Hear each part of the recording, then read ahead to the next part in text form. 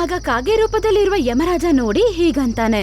ನಿಂಗೆ ತುಂಬಾ ಆಸೆ ಇದೆ, ಜನರಿಗೆ ಮೋಸ ಮಾಡ್ತೀಯ.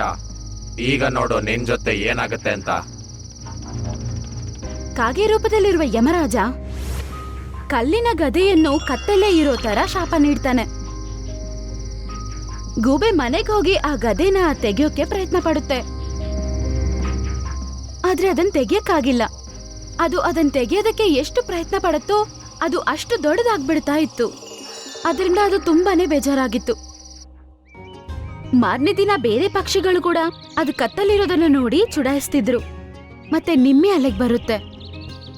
ಅದು ನಿಮ್ಮೆ ಹತ್ರ ಈಗನ್ನುತ್ತೆ, ಅಕ್ಕ ನನ್ನ ಕ್ಷಮಿಸ್ಬಿಡಕ್ಕ. ನಿಂಗೆ ಮೋಸ ಮಾಡಿ ನಿನ್ನ ಹತ್ರ ಇರೋ ಎಲ್ಲ ದಾಳಿಂಬೆನ ನಾನು ತಗೊಂಡಿದ್ದೆ. ಅದಕ್ಕೆ ನಂಗೆ ಈ ಶಿಕ್ಷೆ ಸಿಕ್ಕಿದೆ. ಕ್ಷಮಿಸ್ಬಿಡು ನನ್ನ. ನಿನ್ನ ದೇವ್ರ ಹತ್ರ ಹೇಳಿ ಈ ಕಷ್ಟದಿಂದ ನನ್ನನ್ನು ಮುಕ್ತಿ ಕೊಡಿಸು. ದೇವ್ರು ನನ್ನ ಕರ್ಕೊಂಡು ಹೋಗಕ್ ಬರ್ತಾನಲ್ವಾ, ಹಾಗ್ ನನ್ನ ದೇವ್ರ ಹತ್ರ ಹೇಳ್ತೀನಿ ನಿನ್ನ ಕಷ್ಟ ಎಲ್ಲ ಕಡಿಮೆ ಮಾಡು ಅಂತ. ಸಾಯಂಕಾಲ ಆದ್ಮೇಲೆ ಅದೇ ಕಾಗೆ ರೂಪದಲ್ಲಿರುವ ಯಮರಾಜ ಅಲ್ಲಿಗೆ ಬಂದು ಹೀಗಂತಾನೆ, ನಡಿ ನಿಮ್ಮೆ, ನಿನ್ ಟೈಮ್ ಮುಗೀತು. ಖಚಿತವಾಗ್ಲೂ ಬರ್ತೀನಿ. ನನ್ನ ಮಕ್ಕಳು ಕೂಡ ಆರೋಗ್ಯವಾಗಿದ್ದಾರೆ. ಆದ್ರೆ ಮಹಾರಾಜ, ನಿಮ್ಮ ಹತ್ರ ಒಂದು ಬೇಡಿಕೆ ಇದೆ. ವೈದ್ಯಕನ ಆ ಕಷ್ಟವನ್ನು ಸ್ವಲ್ಪ ಕಡಿಮೆ ಮಾಡಿ.